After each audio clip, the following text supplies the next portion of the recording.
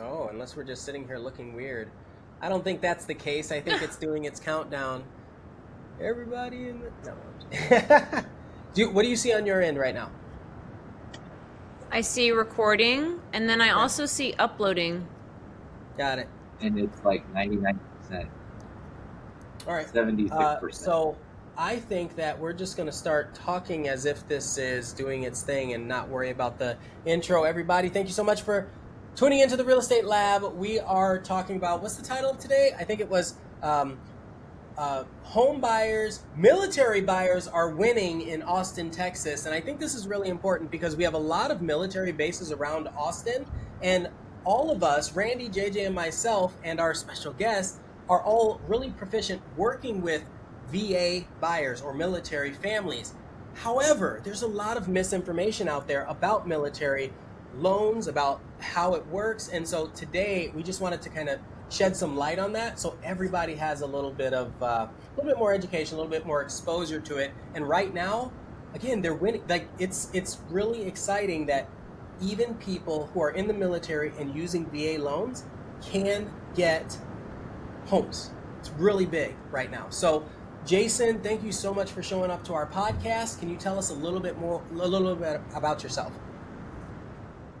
Yeah, no, I want to thank y'all for having me on, and I have been in the industry, the lending industry, for a little over 20 years. Worn a lot of hats, but I come from a military family. My grandfathers were World War II veterans. My dad's a Vietnam vet, and my older brother, is a combat medic. His first deployment was in Desert Storm Shield back in August of 1989, and he had multiple combat deployments after that.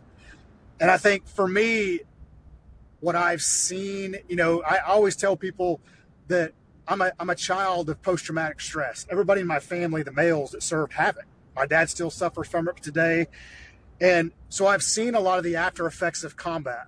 And, being in this industry and choosing to change my direction about 11 years ago to solely serve the veteran, the military community, because there's just a lack of education.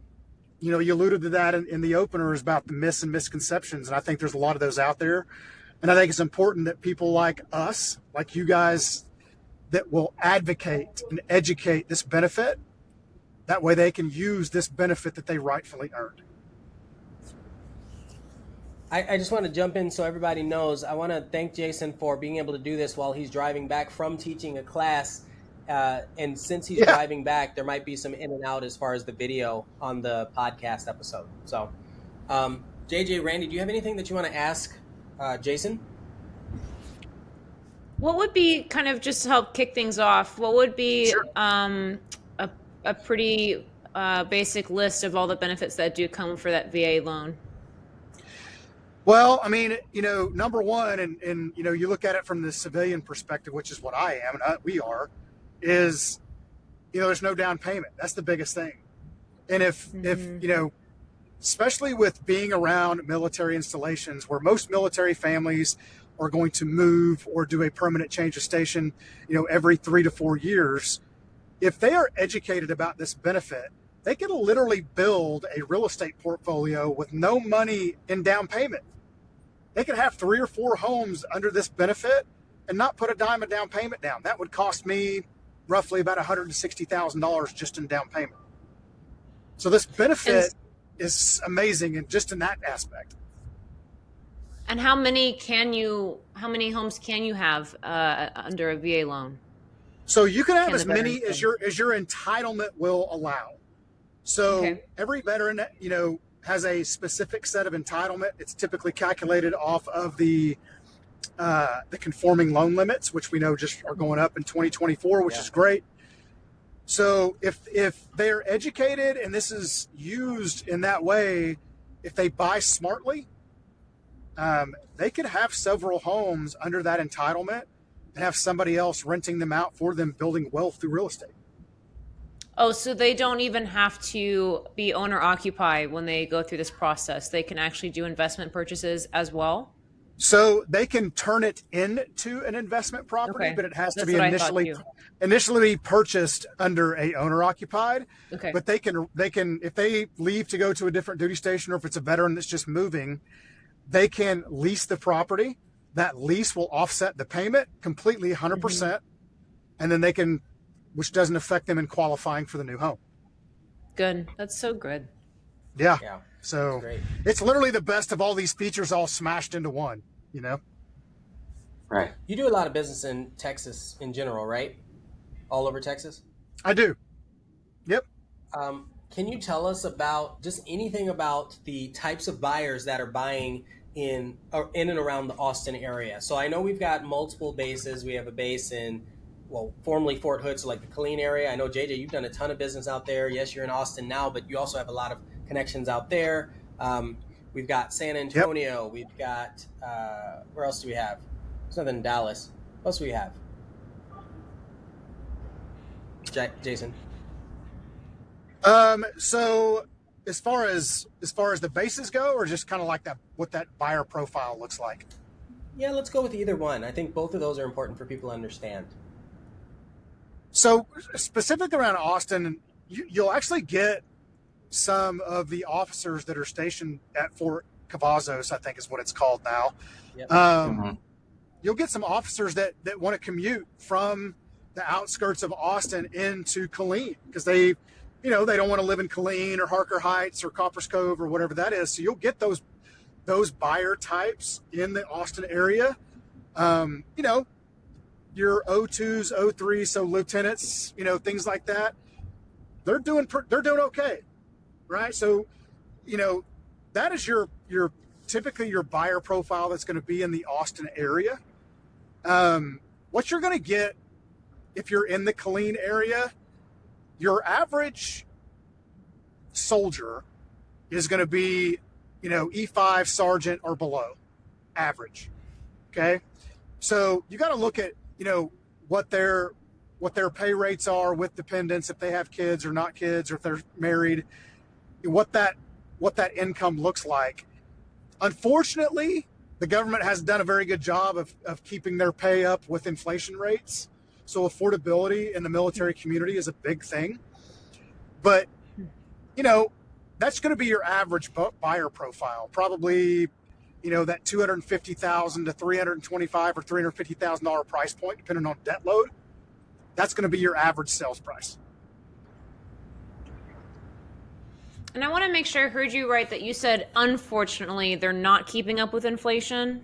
Is that right? Correct.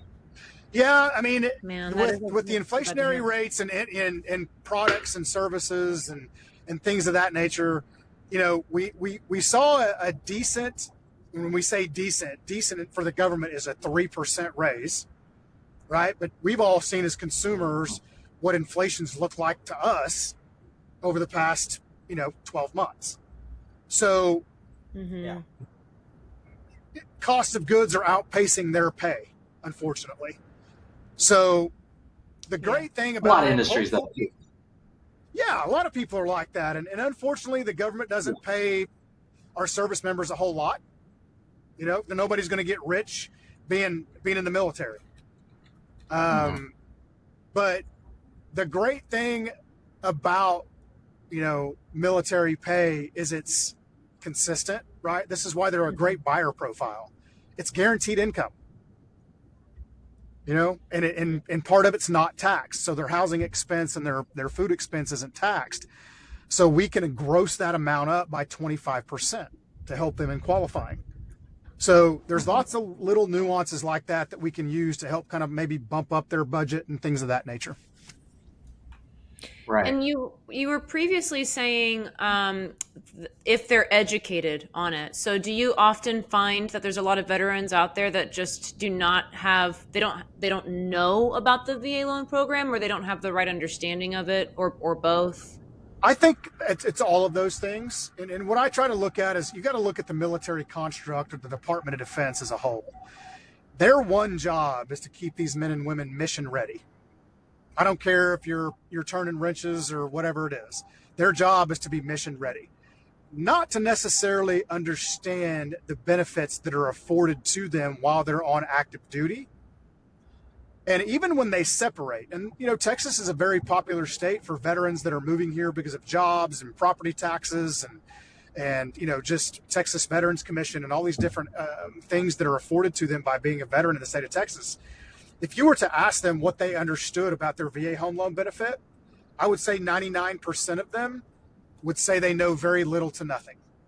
Wow. And it's because and I'm going to give you some examples. So one of my really good friends who just retired in November after 22 years as a helicopter pilot, he sent me videos of him setting through what they call TAPS classes. TAPS is an acronym, and it's all of the classes they have to go through when they're about to retire. Well, they get about 30 minutes from somebody at the VA giving them an educational class on the VA home loan benefit. Okay. Mm-hmm. So 30 minutes from someone who's never written a loan, never sold a home, never been boots on the ground like we are in our communities ever. They just say, okay, right, you guys have this benefit. This is it. Here's your packet. Thanks for your service. Here's your CAT card. See you later. Right. That's it. And so I think it is insane, right? I was in Oklahoma speaking at an event a couple of weeks ago, and there was a gentleman who is a retired command sergeant major, so he's an E9, right? That is the 1% of the 1% in the military. 28 years of service and never used his VA home loan benefit. Oh my goodness. That kills me. That's like people that buy a house and they never file a homestead. It's like they don't know. So correct. Just to re-summarize this, there are a large portion of people. Did you say 28%? Correct. There are 28% of people that have eligibility to use a VA loan, but because they don't have the knowledge or maybe a support system around them, they've not taken advantage of those benefits that they've earned. Oh my goodness. Correct. And there's so many benefits to it. So it's mind-blowing. We talked about, there's tons. So, okay. Let's talk a little bit about just like VA loans in general. So there are a lot of myths out there. Like I'm going to throw some out and I just want you to talk about them a little bit. So like VA loans, are they only eligible for first-time buyers? No. It's repeat. We've had clients that have listened to our educational events and classes that we've put on that have literally used their VA loan 4 and 5 times just while they're on active duty. Wow. So it is not just for first-time home buyers. Anybody can use it that's eligible, and lots of repeat buyers out there. But I believe that myth that you described is one of the biggest that keep people from using it, because they think they have to be a first-time home buyer to use it, or to Randy's point earlier, if they use it one time, they can't use it again. It's one and done. And we confirmed as long as it's your primary. Correct. You can use it. Right. That's correct. But, because the back of the benefit is not to build a real estate portfolio, but if you use it under the rules, you can certainly do that, because here's the greatest thing about it is that you can go buy a quadplex. You can live in one unit, rent out the other 3, cash flow those, and then after 12 or 24 months, you're ready to move into a single family.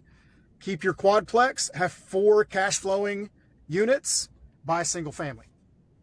That's a very clean Texas thing to do. There's a lot of quadplexes in Killeen as well that are more affordable than 100%. Austin. Yep. Yeah, for sure. Absolutely. All right, so I've got another one for Curious you. too, regarding that geographic. What's that? No, you go. You do it. It's choppy on. I was curious when we were talking about the outskirts of Austin, geographically, where do you see these like lieutenants and stuff commuting from? So they're going to be at a point that may be closest to them commute-wise to Killeen, right? Mm-hmm. I actually have done a loan, and it was a condo in Austin, in downtown Austin, for a young lieutenant right, that wanted to commute from downtown Austin.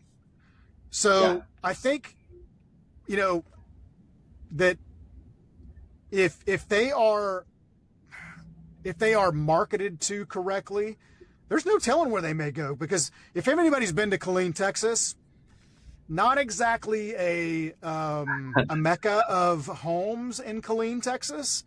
I have family down in Coppers Cove. My stepmom's brother lives down there, and it's gotten better over the years. But a lot of these guys that may come here, and a lot of these officers, they have money, right? They've saved over the years and things like that. They can afford to live in Austin. Yeah. I grew up in Killeen, Fort Hood. Okay. It's always Fort Hood to me. Class of 2000. It's me. I call it Fort Hood too, but I try to be politically correct occasionally. Yeah, Fort of Austin. So anywhere from Central Austin to Georgetown to Round Rock to Taylor, Hutto to Salado, all that's Gerald. Yeah, we've seen people, buying, especially new construction, single families in those areas, because it's also a very desirable community, not just for them, but for people moving to Texas in general. So if they're going to occupy that property for several years and their intent is to rent it, it's a very marketable property once they leave and go to their different duty station. Exactly. And also when active duty or veteran, how do they find a lender? Because sometimes they assume a lender may not do VA. Is there a certain company or how do you guide them towards that? Man, that's a tough one, because there are, several companies out there that they market heavily to the active military and the veteran community. Right. Okay. Right. They're what I refer to as a 1,000-pound gorilla in the room.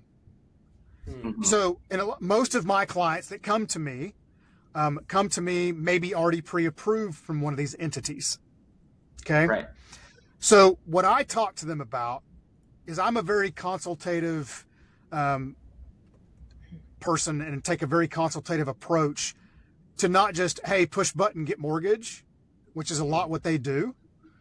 I look at finances. I look at investment side. I look at their tendencies. I ask them questions about what they want to do. And I build a little presentation for them based on those things. So we talk about equity appreciation. We talk about not just helping them manage this debt for their home going forward, but we talk about, okay, maybe they are somebody who has a TSP. Maybe they want to reinvest that TSP into something that gains them a bigger return, right? Something like that. But I have connections and financial planners that typically have prior service, that are, got into this space to help them manage this debt and help their money make them money. Right. So I think that's what sets me apart from people in this call center type environment, is I'm going to help you make money. I'm just not going to take your order like a McDonald's drive-through employee. Exactly. To me, that's the equivalent. And that's just my opinion, but I think that's where we can make a difference in people who truly care about this process as an investment type process, not just, hey, it took you 30 minutes to get me a pre-approval and 99% of the time it's wrong. It's the truth. So it's sad, We hear a lot about VA appraisals taking longer. Is that true? No. The average time in the state of Texas is about 10.4 days. Okay. From date of order to date of acceptance. Even during COVID, when it was just, cuckoo for Cocoa Puffs and everybody was busy and appraisers were stretched to the gills, we were still seeing about 14 to 17 days. So we were still honoring 30-day contracts all day long. Oh, yeah. So I think, for people, for agents, or even the consumer who may see this, great questions to ask your lender are, how long does it take you to process a file? Number one, how many days? What is your average close time? How many days does it take you to get, to the closing table? To me, those are metrics that every loan officer or company should measure, period. That's the standard nowadays. So my standard on my team is that I want our files processed in 7 days outside of title and appraisal, period. It's fast. And we do that 96.1% of the time. Mm-hmm. Right? Our average close time is 21.4 days. So I think being able to articulate those metrics to people will take some of the stress out of the process for them. And our job, and the way I see it, is to remove those stress points.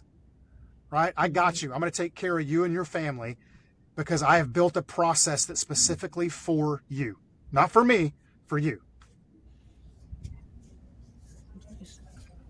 Do VA loans have higher interest rates? Historically, they're about 0.25% lower than conforming interest rates. So no, they do That not make typically. people happy, huh?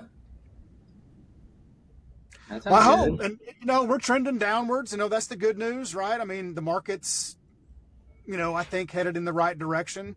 Still a lot of room for improvement, but I think that this is part of where we as a team and what we do is that they may close at a higher rate now, but we're going to manage that debt well into the future for them, right? We're going to reach out when rates get low enough and a refinance may make sense to them. It may not. They may be wanting to sell the property they're going to move in a year, right? That's when a refinance doesn't make sense.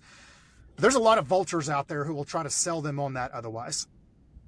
And we see it every day.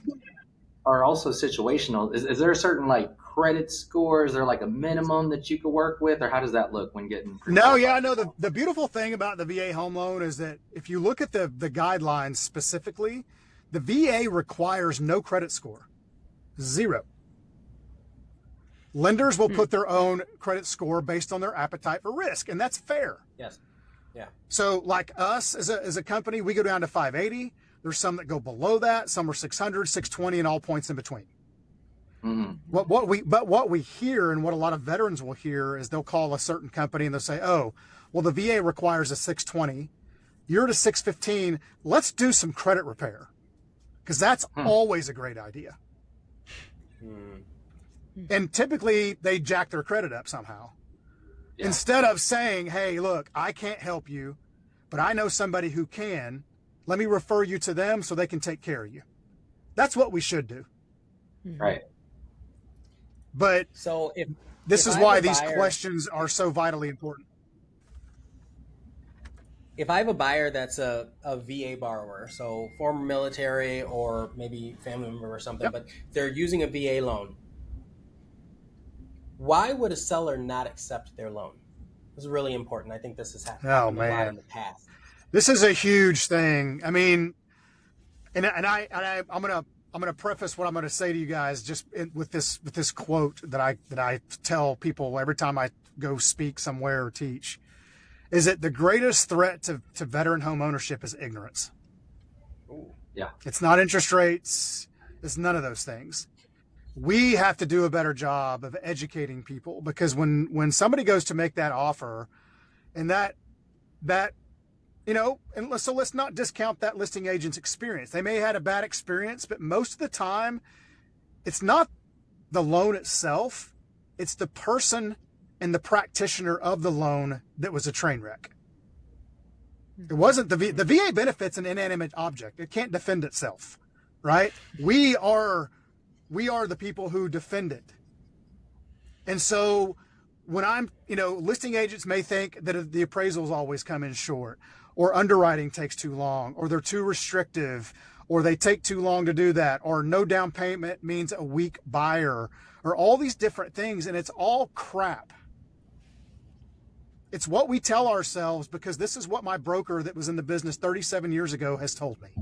Well, that's an interesting point. So has it improved since the past? Is it like old rumors that? Yeah, and I would say that like my dad's VA loan, my dad was in Vietnam, in the 1970s, this loan sucked.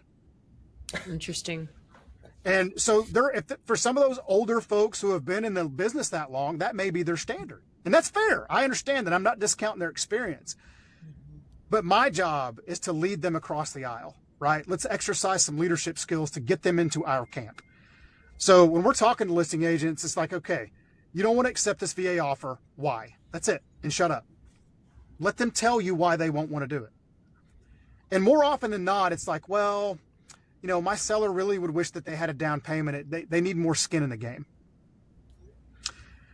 The skin in the game quote for me is very emotional, and it's also data driven. So I have friends of mine who came back from this 20-year war with less limbs than they started with. That's their skin in the game. Mm-hmm. They earned the right to this benefit. One of my wife's closest friends was killed by an IED in 2017. His wife is now entitled to that benefit. That's her skin in the game. Her kids have no father because of that. So that's the emotional side of it. Mm-hmm. The business side is this, is that, let's say that we have one of those savvy borrowers that may have their money in investments somewhere. Let's say those investments are pulling them a 8 to 10% return on their money year over year right now. Why in the hell would I want them to pull money out of an 8 to 10% return investment to put down on a house to make your seller feel better? Financially, that's a poor decision. Yeah. Mm-hmm. And when I put it in that context, I won't say I'm batting 1,000, but it's pretty damn close. Because we're trying to play on people's emotions, number one, but we're also giving them data. Data is non-emotional, right? It's data over drama. And so we talk about those things in appraisals. And there's an appraisal stat that I'll share with you. In 2022, 91.5% of all VA appraisals that were done nationally came in at or above value. Ooh. Wow. 91.5%. That's good data. Conventional was 92%. You gotta help me with this. Why were they at that amount? I have a theory, but I want you to help us understand why they were at that amount. Such a high percentage. Well, the VA is the only loan program that gives you 2 rebuttal processes, number one. So even when they come in under value, you've got 2 chances to rebut the process, and Tidewater or in the reconsideration of value. Yes. Okay. And here's a feather in the VA's cap. So the VA Lenders Conference was back in May in Kansas City this year. There were representatives from Fannie Mae and Freddie Mac, so conventional, okay, at the VA Lenders Conference. Fannie Mae and Freddie Mac are going to start a pilot program adopting Tidewater and ROV for conventional products. Oh. Because it works so well. That's it. You know what I mean? Interesting. So I think that when we provide these data and these statistics for people, I think it kind of takes some of the drama out of it for them, and the reasonable side of them will kick in, saying, hey, well, that makes sense. And, my job is to help them understand that we're going to control what we control on my side, right? We're going to walk you through the reconsideration of value process if we have to get there, the Tidewater process. I actually wrote what's called a VA valuation guide for agents that walks them through that process step by step. And I hand that thing out like candy. Jason, can you do us a favor? Right. Can you talk a little bit about the cost of PMI for VA loans? Yeah, so the one of the many great features about it is it doesn't have private mortgage insurance like an FHA loan or a conventional loan will have. The monthly mortgage insurance. Obviously, there's a VA funding fee, which is a financed fee that's paid up front. Okay. If you have a disability rating, that's exempt, so you don't have to pay that. Or if you're active duty and you have a Purple Heart exemption, you also do not have to pay that funding fee.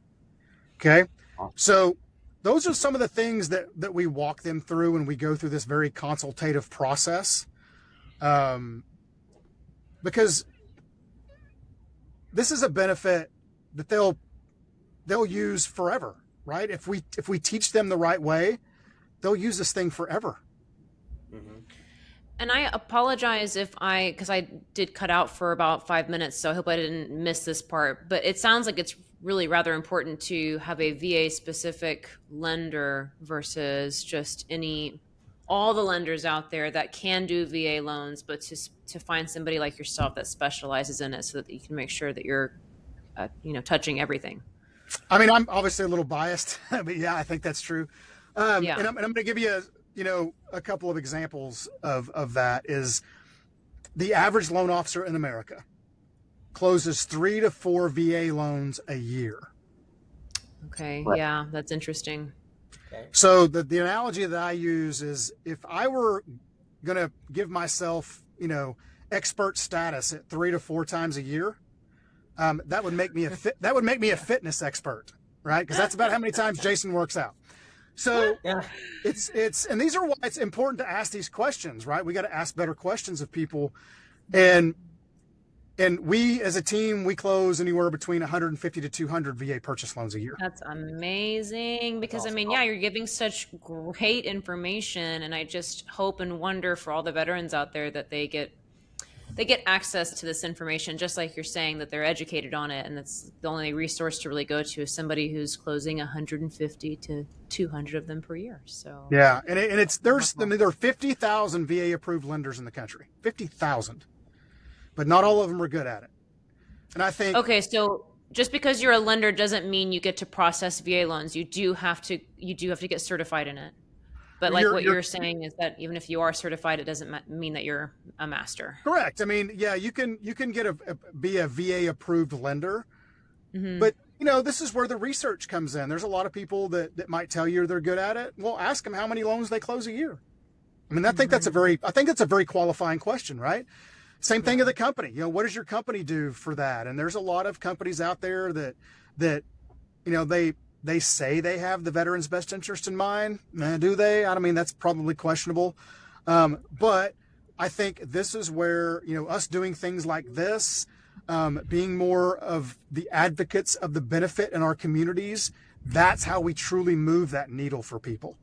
Because if we don't put ourselves out there to be educators and talk about these things and dispel the myths, is it really their fault if they go get taken advantage of by somebody else? Right. It's rough.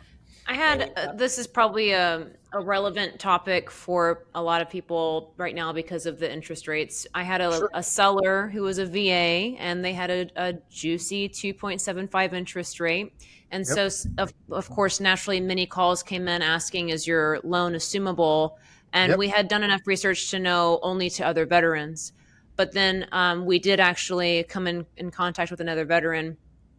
Or is that correct, that information that we had? Perhaps that was wrong information as well. VA assumptions is the only time that a civilian can have a VA loan is in the assumption process. It does not have to be a veteran.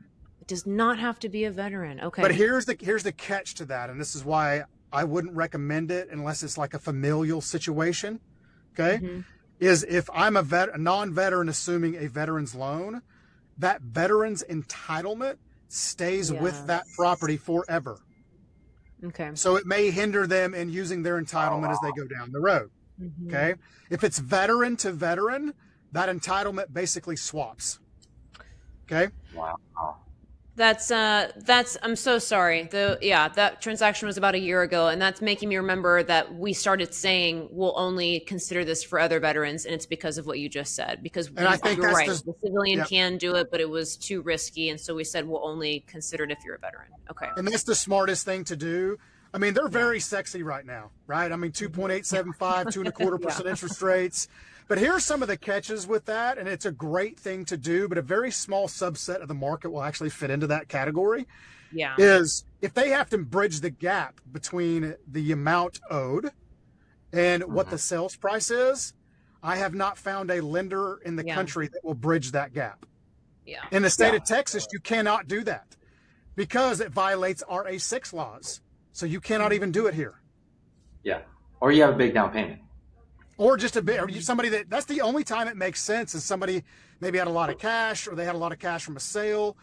So you're talking about that of the market. Yeah. But what I will say is this, our job is also to be marketers, right? The best marketer wins. And if I had a VA listing and it was assumable, I would market the crap out of it. Yep.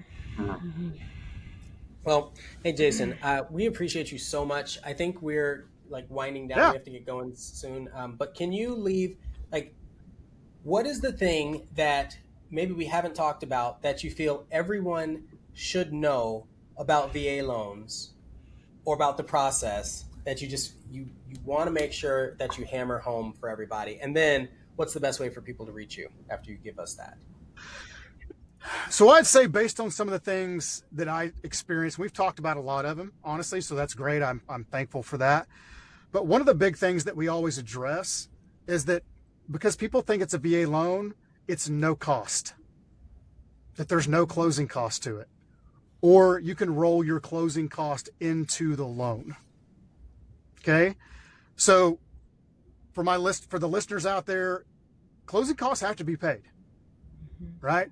And raising the sales price for the seller to cover them is not rolling them in. That's not what that means, right? It's just a variation of that. But they have to be paid by the seller, by you, a combination of those two things. And so I think it's very important that we articulate those things to the veterans that may hear this and use this benefit, is that it doesn't mean you can buy a house with no money, right? You can't be destitute, right? We're going to need things and have active cash on hand and things of that nature. And it's a benefit that I think there's no rival, but there's also things that we can do better to educate those people in the community that we serve. Right. That's so incredible. I think you. you're So a huge, yeah. Yeah, no, I appreciate it. And you know, I love doing things like this and you know, so if there's anything I can do for you guys, you know, obviously into the future, you let me know. But, you know, if people want to get in touch with me, you can go to my website at valoanboss.com. And you can follow me on social, same way. It's, you know, at VA Loan Boss. And, you know, I've tried to brand and market myself in that way for quite some time. And I run for agents that are out there. Renee's a part of this too. I have a private Facebook group that I run that's called the Modern Military Mastermind. And we have interviews in there. We have all kinds of resources from agents around the country of all skill levels, prior spouse, you name it. It is a place of contribution and sharing. So if you're an agent out there, you guys are welcome. Come bring it. You know, I'd love to have people. I do Friday interviews on there. And what I want to try to do is always come from a place of contribution to educate people. That's it. Somebody did that for me a long time ago, and now it's time to pay it forward. And you know, that's the part of the business that I love the most. So if there's anything I can do for you guys there, you let me know. JJ, Randy, and I are all signing up. Thank you for being such an incredible resource for the veterans. No, I appreciate you guys and your willingness to do this and because it matters, right? We got to do more and be more and be more visible. Mm-hmm. Absolutely. Thanks again. Thanks everybody. And thanks everybody for watching. All right.